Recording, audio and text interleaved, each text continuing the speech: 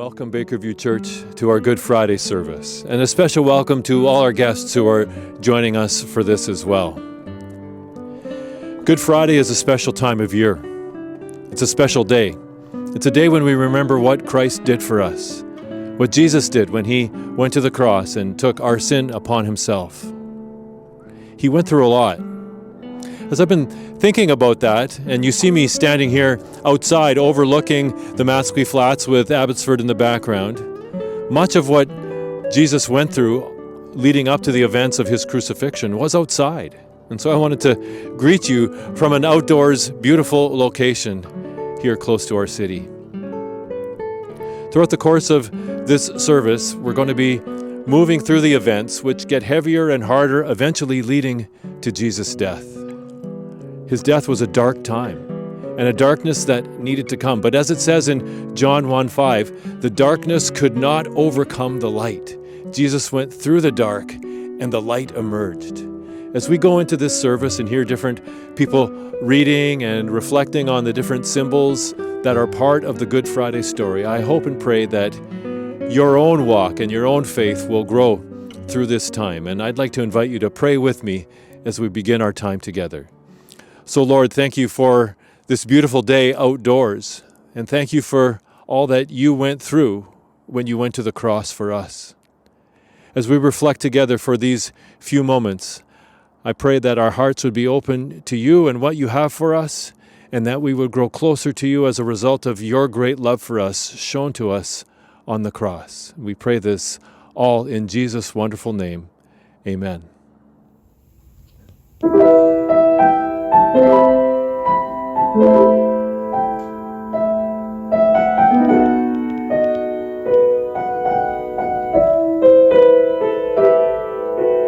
Jesus took a towel and he girded himself. Then he washed my feet. Yes, he washed my feet. Jesus took a basin and he knelt himself down. And he washed, yes, he washed my feet. The heavens are the Lord's and the earth is his. The clouds are his chariot, glory his cloak. He made the mountains, set the limits of the sea, and he stooped and washed my feet. Jesus took a towel and he girded himself. Then he washed my feet. Yes, he washed my feet. Jesus took a basin and he knelt himself down. And he washed, yes, he washed my feet. The hour had come, the feast was near.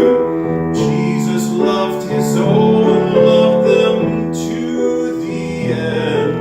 Oh Lord, let me see, let me understand why you stooped and washed my feet.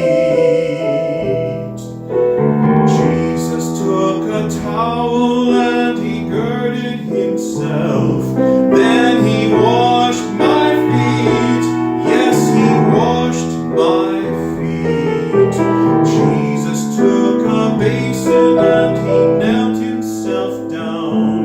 And he washed, yes, he washed my feet.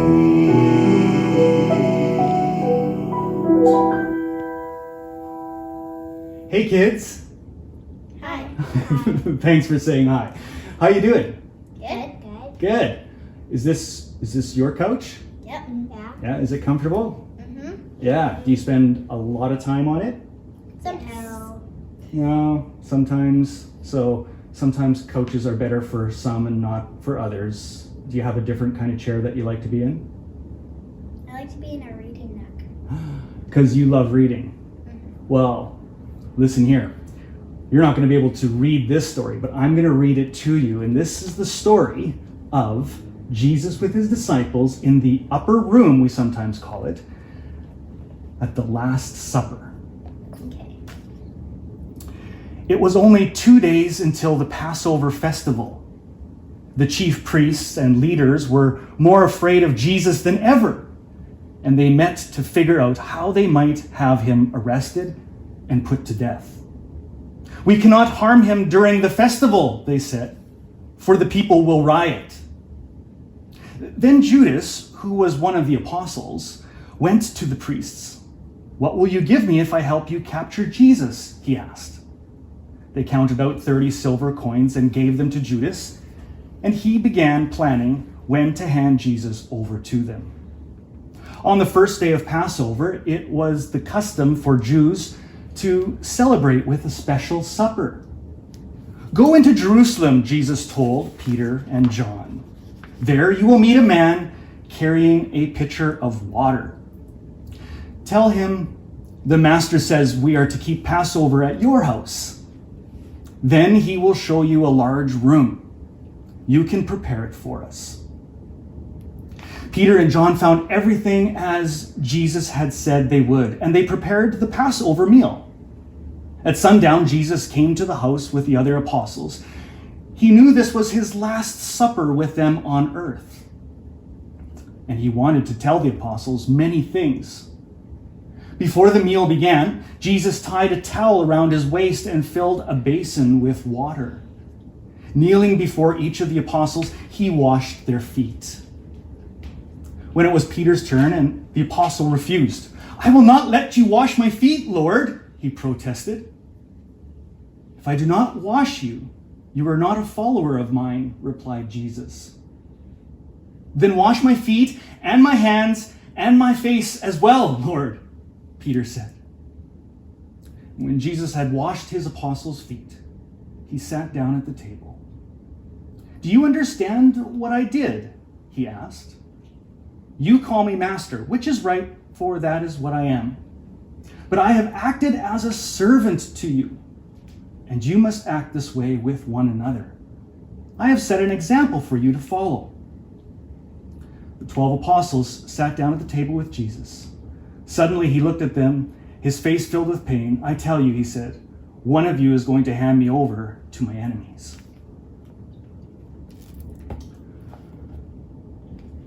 So Jesus washed his apostles' feet, and he said, "Do you know what this means? It means that I am serving you, and because I am serving you, you should serve each other."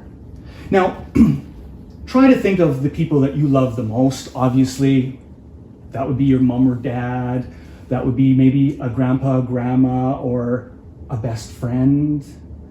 If you were going to love them so much by doing something really, really good for them, what would that be? What can you think of one thing that you could do for one of your friends or someone that you loved? Make them a card. Make them a card. Yeah. Clean their whole room. Clean their room. Yeah. Do you often have a messy room? Yeah. Sometimes I'm cleaning up while the girls are in bed. Oh, yeah. Sometimes it's good to do that when no one else is around to kind of distract you, right? Yeah. So loving each other sometimes means serving each other. And that's why I brought the bowl and the towel, the basin, because it sort of is a symbol of the love that Jesus had for his disciples and for us. You can go ahead and cover it.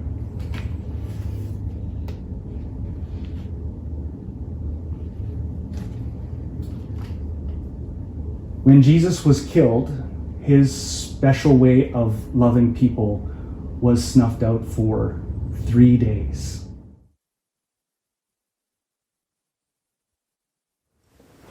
George Falk is with us to continue our reading of the Good Friday events with the Last Supper. So it's a delight to have George with us. Thank you, George, for doing this, and I'm looking forward to your reading of this part of the Good Friday story. All right, I'm glad to be here. The 12 apostles sat down at the table with Jesus. Suddenly he looked up at them, his face filled with pain. "I tell you," he said, "one of you is going to hand me over to my enemies." "Do you mean me, Lord?" they asked, one after the other. "It is someone who is dipping his bread into the bowl with me tonight. It is written that this will happen, but it would be better for the man who does it if he had never lived." "Master, can you mean me?" Judas asked. "The words are yours," Jesus replied. Then they ate their supper. Taking some bread, Jesus blessed it and gave it to the apostles. "This is my body," he said. "Eat of it." Next he took the cup of wine and gave thanks to God for it. He passed it to all of the apostles with these words, "Drink from this cup. This is the cup of my blood, which will be shed to forgive the sins of all men." As the supper ended, Jesus gave the apostles his final message. "Tonight, I am going where you cannot follow. I want to leave you with a new commandment. Love one another. If you do this, everyone will know you are my followers." Supper was finished, and they all sang a Passover hymn before going out into the night. Together they went to the Mount of Olives. "Tonight, all of you will lose your faith because of what will happen to me," Jesus told the apostles. "But after I come back from the dead, I will meet you all again. Everyone else may lose his faith in you, but I never will," Peter promised. Jesus put his hand on Peter's shoulder. "This very night, before the cock crows to announce the morning, 3 times you will say you do not know me," he said. "No," Peter protested, "even if I have to die with you."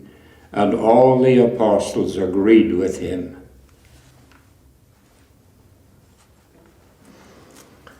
Thanks for that reading, George. I have a cup here. You read about Jesus taking the cup and sharing with his disciples at that Last Supper, and how this so symbolizes his great love for us. Over the course of your life, you've taken communion many times. Yes, many times. And it's always been a very meaningful and spiritual experience to remember the Lord's death. Yeah. And to participate in some little way in this happening, this first Good Friday Passover feast. Yeah. He gave such great love to us, didn't he? Yes, he did. Yeah. All right.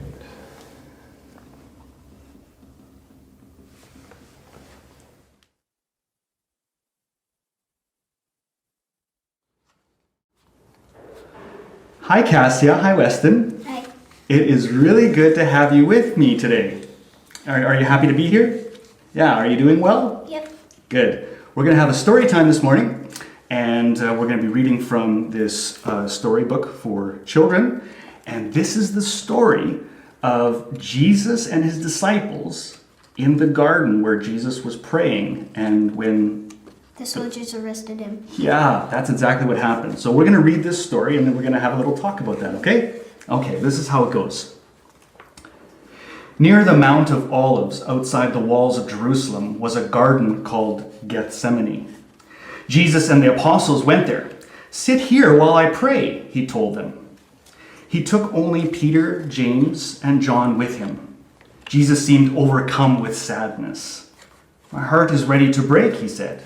"Rest here and stay awake with me." Jesus walked a few steps further, then fell face down on the ground in prayer. "Father, if it is possible, do not make me suffer this great and horrible punishment. But I know it must be done as you want, not as I want."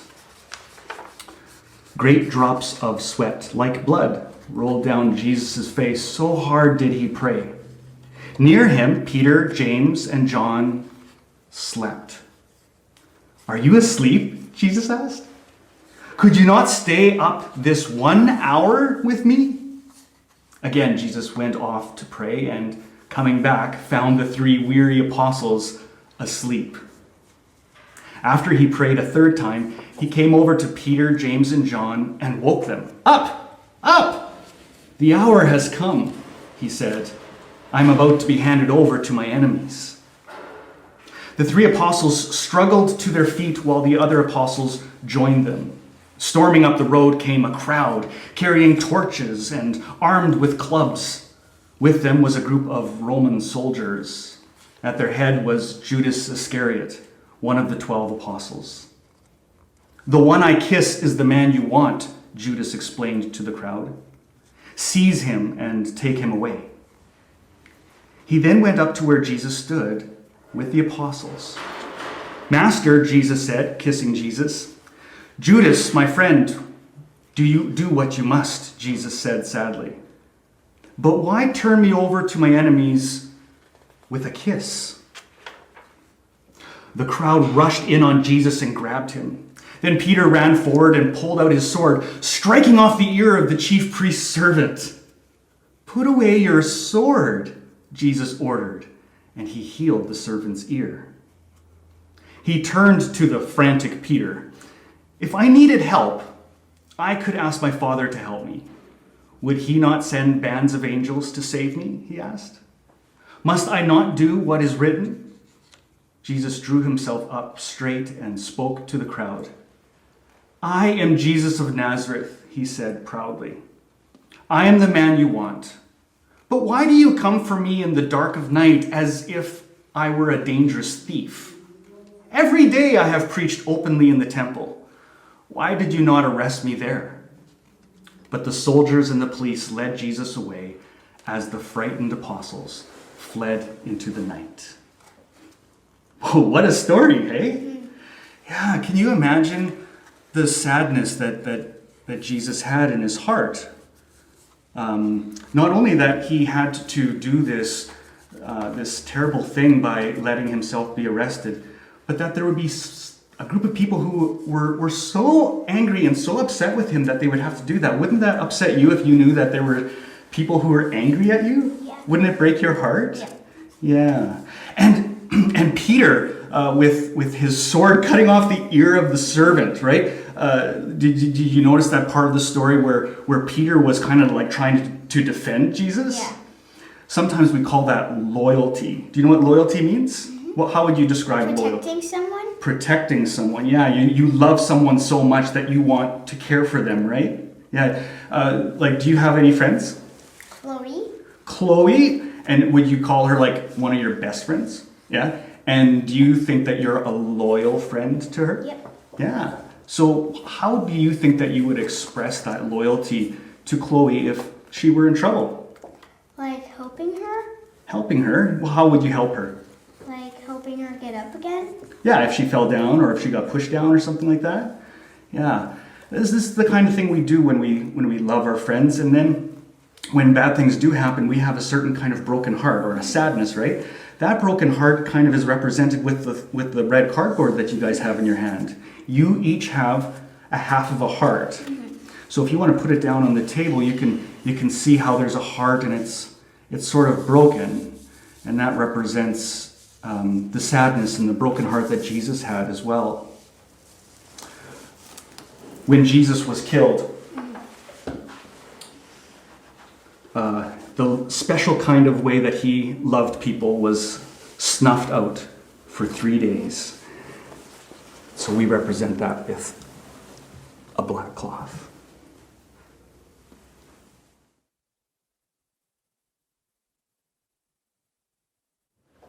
We have Lawrence Warkentin with us to continue our reading of the Good Friday story. So Lawrence, I'm so pleased that you're here and look forward to hearing you read about the trial of Jesus. It's amazing. The trial of Jesus. The soldiers brought Jesus to the house of Caiaphas, the high priest, where a group of powerful leaders was waiting for him. Peter followed the crowd to the high priest's courtyard, and there he waited in the shadows to see what would happen. He could not stay away from his master, but he was afraid he would be arrested too. The night was chilly, and someone lit a fire in the middle of the courtyard. Peter went over to warm himself. One of the servant maids from the house noticed him at the fire. "You are, and you were, with Jesus of Nazareth," she said. "I saw you with him." "I do not know what you are talking about," Peter answered and moved away quickly. But another woman saw him and said, "This man was with Jesus of Nazareth." "I do not know that man," Peter insisted, and again he moved away. By this time, many bystanders had noticed him. "Surely you are one of the men who were with Jesus," they said. "You talk just like one from Galilee." Peter faced the angry crowd. "I do not know the man," he snarled. As soon as Peter said these words, a cock crowed. A chill ran through him, and he remembered Jesus' words, "Tonight, before the cock crows, you will deny me 3 times." Peter went outside and wept. During this time, the high priest was questioning Jesus. Many came forward to accuse him of crimes he had not committed, but no 2 people agreed on any crime. Throughout the questioning, Jesus kept silent.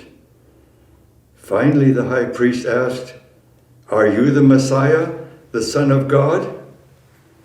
"You have said it," answered Jesus. "But I tell you, from this time on, you will see me sitting at the right hand of God in the clouds of heaven." These words infuriated the high priest. Do we need to hear more? This man says he is the Son of God. He shows no respect for God. "This is blasphemy," shouted Caiaphas, and he ordered the men to tie Jesus and lead him to Pontius Pilate, the Roman governor. When Judas saw Jesus being led away, he was filled with sorrow and realized there is a terrible thing that he has done. Quickly, he went to the priests in the temple and tried to give them back the 30 pieces of silver. "I have sinned," he said. "I have handed over a man who has done no wrong." "What does that mean to us?" said the priests. Seeing that he could not undo the awful act, Judas threw the coins on the floor of the temple and rushed out. That morning, he hanged himself. At the palace, Pilate questioned Jesus. To all the charges made against him, Jesus gave no answer. Then Pilate asked, "Are you the king of the Jews?" "My kingdom is not in this world," Jesus replied. "If it were, would my followers not fight for me?" "Then you are a king?" asked Pilate. "You have said it," Jesus answered. "I will only tell you this. I was born to bring truth into this world." "What is truth?" asked the puzzled Pilate as he left the room. Now, at this time, it was the custom of the Roman governor during the Passover festival to free from prison one man chosen by the people. Among the prisoners in the Roman jail was a man named Barabbas, a murderer and leader of riots. Pilate knew that the chief priests had brought Jesus to him because they were jealous of Jesus, and the governor thought the people might free him. Pilate went to the balcony of his palace and stood before the crowd, sure that they would choose Jesus over the murderer. "Which man shall I let go, Barabbas or Jesus?" he asked. "Barabbas," shouted the crowd, for their leaders had sent word ahead, saying which man to choose. "What shall I do with this man you call the King of the Jews?" "Crucify him," called the crowd. "Why?" asked Pilate. "What has he done wrong?" But the people in the courtyard were growing restless and only shouted louder, "Crucify him! Crucify him!" Afraid of what the unruly crowd might do, Pilate decided to please the people. But first, he called for a bowl of water. Standing on the balcony, he washed his hands and declared, "See, my hands are clean of this man's blood." Pontius Pilate went into the palace and ordered the release of Barabbas. He then had Jesus whipped, handed over to the soldiers to be crucified. This was the way that the Romans punished dangerous criminals. Thank you, Lawrence. That's a great reading. I have here some handcuffs. You had a different word for them. Shackles. Shackles. Yeah, they're a symbol of what you just read, of how Jesus was crucified with worldly power, but he had a different kind of power, didn't he? Yeah. Well, it's the worldly power that shackled him, but actually he shackled them. Yeah. And everyone who has sinned has shackles. And these shackles bind us as slaves, and we can't get free of ourselves. And Satan wants to keep us there. But Jesus breaks the power of canceled sin. He sets the prisoner free. Amen. And that is something wonderful.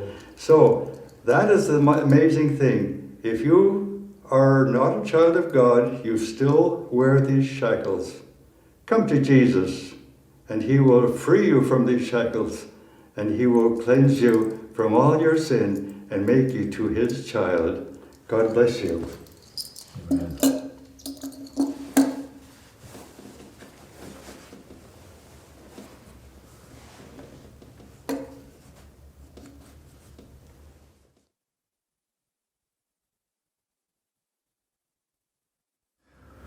Hello, Alyssa. Good to be with you here today. You too. It's good to see you. Yeah. Well, we're going to read a story together today, and we're along in the Easter story to the point of the crucifixion. So we're going to read this story and then talk a little bit about the significance, the crucifixion. The soldiers of Pontius Pilate took hold of Jesus and led him into a great hall. There they stripped him of his clothes and draped him in a robe of purple, like a king. On his head they placed a crown of thorns. Then the soldiers knelt before Jesus and made fun of him. "Hail, King of the Jews!" they laughed, spitting at Jesus and beating his head with a cane. When they had finished mocking Jesus, they ripped the purple robe off his back and put his own clothes on him again. The soldiers then led Jesus away to be crucified. A few days before, Jesus had passed through the streets of Jerusalem on a donkey and was greeted with palm branches and treated like a king. Now he walked through the city to his death. He had not slept the night before, and he was weak from hunger.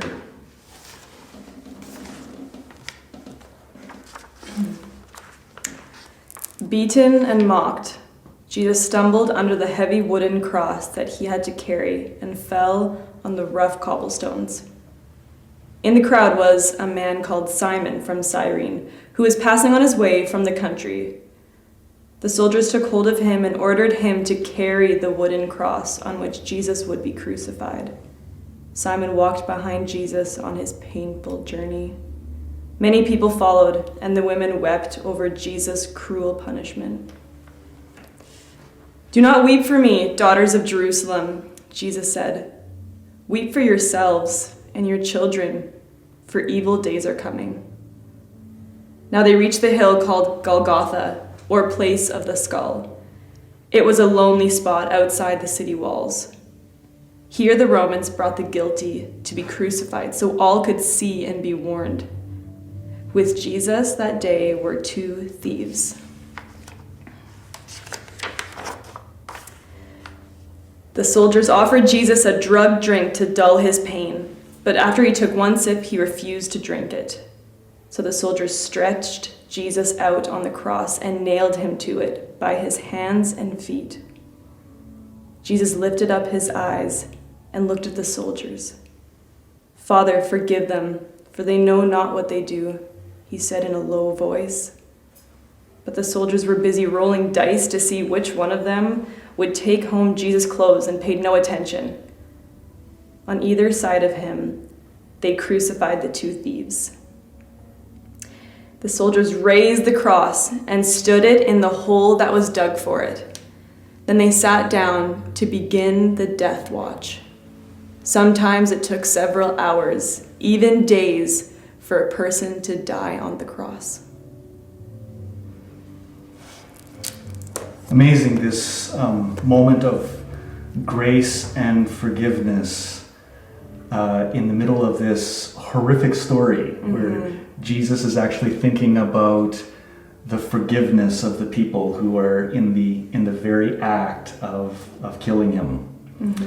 But in this act and in this whole story, what we see is an entire mockery scene, right? And I don't think that there's a better symbol in the whole in this whole part of the story of the mockery than the crown of thorns. Not a crown of gold for this king, but a crown of prickly thorns that would obviously make his brow bleed.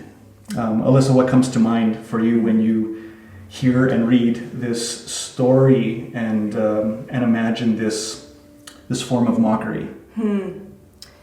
Yeah, I think for me, when I'm reading this and I think of the word mockery, or like when someone who I love gets made fun of, I have these emotions of anger and I want to protect them. Like I'm upset that someone would hurt someone who I love.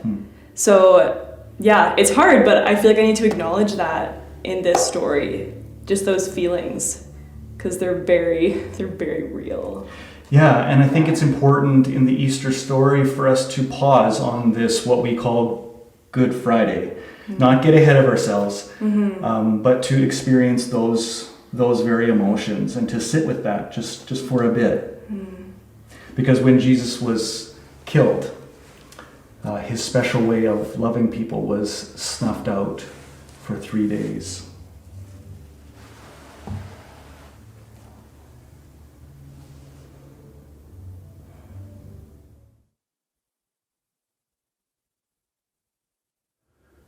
We've come to our last reading in the Good Friday story, and I'm delighted to have Selma Workington with us, who's going to read the final part of the crucifixion. So, Selma, thank you for being here. Jesus hung on the cross. Above his head was tacked a sign stating his crime. "This is Jesus, the King of the Jews. Behold the cross." Crowded on the hillside were people who had come to see Jesus die. Some ran up to the cross and shouted, "Save yourself! Come down from that cross, if you are really the Son of God." Others jeered, "What kind of a king is this? He saved others, but he cannot save himself. If he is the Messiah, the Christ, let him come down from the cross, then we will believe him." The two thieves on either side of Jesus listened to the jeers and insults shouted at Jesus. "Say," remarked one of the thieves, "since you are the Savior, save us." But the other thief scolded him, "For us the punishment is fair. We have committed crimes, but this man has done no wrong." The thief turned to Jesus. "Remember me, Lord, when you come into your kingdom." Jesus turned his blooded head to the thief. "Today you will be with me in paradise," he told him. The sky was darkening earlier than usual. The soldiers grouped below the cross and played games to pass the time. Lowering his eyes, Jesus saw the followers who had come there to be the last steps. Among them there was John, his beloved apostle, and Mary, Jesus' mother. "Mother, this is your son," he said to Mary, and nodded at John. To John he said, "Son, this is your mother," for Jesus wanted John to take care of Mary. As the afternoon dragged on, people kept running up to mock Jesus. For hours now he had hung on the cross. My God, why have you forsaken me?" he cried in agony. It was almost 3:00. The sky was nearly dark. Jesus leaned back in his head. "I thirst," he murmured. Someone ran up with a sponge soaked in sour wine and held it up to his lips. "It is done," Jesus said with a loud cry. "Father, into your hands I give my spirit." He bowed his head and died. Darkness spread over the whole land, and the curtain that hung in front of the holy place in the temple in Jerusalem tore in two from top to the bottom. "Surely this must be the Son of God," said a soldier standing nearby. It was the evening of the Sabbath. Jesus' friends and followers had to bury him immediately, for according to the Jewish law, no one was allowed to be buried on the Sabbath day. Joseph of Arimathea, a rich and important man who had been a faithful follower of Jesus, went to Pontius Pilate. Bravely, he asked the Roman governor to let him bury Jesus. Pilate was surprised that Jesus was dead so quickly, but he gave him permission. With haste, Joseph returned to Golgotha. Joseph gently took Jesus' body down from the cross. He wrapped it in fine linen, following the custom of the Jews, and laid it in a new tomb, cut from rock. In front of the tomb, he rolled a heavy stone. Mary Magdalene and Mary, Jesus' mother, watched him close the tomb and then went home to rest on the Sabbath.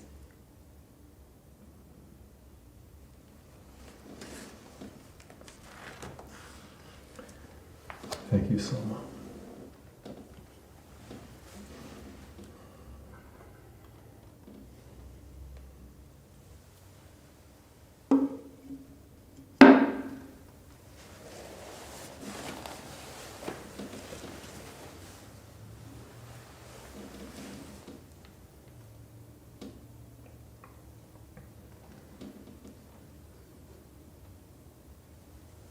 Loving God, what you did for us in sending your Son Jesus is more than we can fathom. Mm-hmm. And yet you did it for us. Mm-hmm. In your great sacrifice, you've forgiven our sins and made the way of life possible. So in these moments we reflect deeply on your sorrow and your suffering that became and was such love for us.